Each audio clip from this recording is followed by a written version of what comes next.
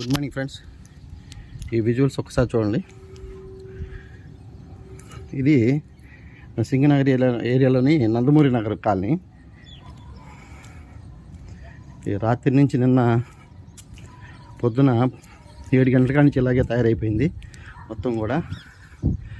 మనుషులు ఎటు బయటకు పోవడానికి అవకాశం లేదు. ఫస్ట్ ఫ్లోర్ వరకు చాలా వరకు అందరికీ నీళ్ళు వచ్చి మునిగిపోయినాయి.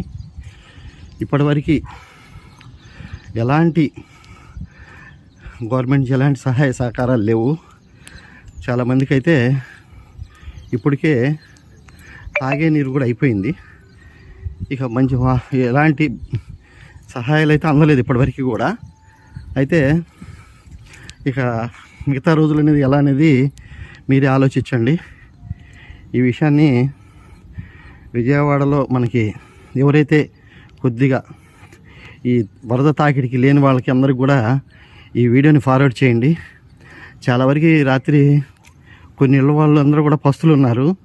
అలాగే కొన్ని ఇళ్ళ వాళ్ళందరూ కూడా కింద ఫ్లోర్ అంతా మునిగిపోయిన వాళ్ళు ఈ పై ఫ్లోర్లో వచ్చేసి వరండాల్లో పడుకోవటం అలా చేశారు. పాపం చాలా ఇబ్బంది పడుతున్నారు. కాకపోతే ఏంటంటే ఇంకా వాటర్ ముఖ్య అవసరమైనటువంటి నీరు అయిపోయింది చాలా వరకు. ఇంకా ఏమి లేవు. కాకపోతే ఆహార పదార్థాలు ఉన్నా మనం వండుకోవడానికి పాజిబిలిటీ లేదు. మనం వండుకోలేం కాబట్టి ఇక అది ఇబ్బంది. ఎన్ని ఉన్నా కూడా నీరు ఆహారం వండుకోకపోతే ఇబ్బంది. కాబట్టి ఇబ్బంది రాబోతుంది ఇక కొన్ని గంటల్లోనే. కాబట్టి ఈ వీడియోని మన అందరికీ ఫార్వర్డ్ చేయండి. బెజవాడలో ఎన్ని గ్రూపులు అయితే ఉంటాయో అన్ని గ్రూపులు ఫార్వర్డ్ చేయండి ఫ్రెండ్స్. ఎందుకంటే నేను స్వచ్ఛందంగా ఇప్పుడు ఇది చూస్తున్నాను, నేను ఎక్స్పీరియన్స్ అవుతున్నాను, అనుభవిస్తున్నాను. నేను నా డ్యూటీకి బయలుదేరాను.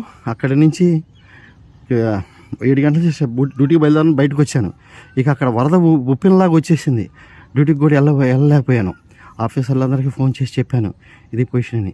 కాబట్టి ఇక అక్కడి నుంచి ఇక ఆపుదల లేదు, ఇక ఆగటం అనేది లేదు. ఇలాగే ప్రవాహం కంటిన్యూ అయిపోయి ఇది చూడండి ఫ్రెండ్స్, మా గేటు కూడా మునిగిపోయింది పూర్తిగా. గేట్లు కూడా మునిగిపోయినాయి, బయటికి రావడానికి లేదు అసలు ఎలాంటి. అసలు ఇంకొకటి ముఖ్యంగా ఏంటంటే అసలు సప్లై లేదు, కరెంట్ లేదు, ఫోన్లు ఛార్జింగ్ లేవు. చాలా ఇబ్బంది పడుతున్నారు ప్రజలు, చాలా ఇబ్బంది పడుతున్నారు. కాబట్టి ఈ సింగనగర్ చుట్టుపక్కల వాళ్ళు, నందమూరి నగర్ వాళ్ళు, అన్నీ ఈ బుడమేరు కాలనీ ఏరియాలో అందరూ కూడా చాలా ఇబ్బంది పడుతున్నారు.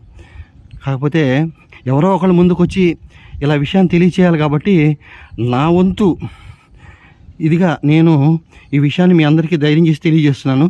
కాబట్టి ఫ్రెండ్స్ అందరికీ ఫార్వర్డ్ చేయండి. Thank you. మీ నాగరాజు.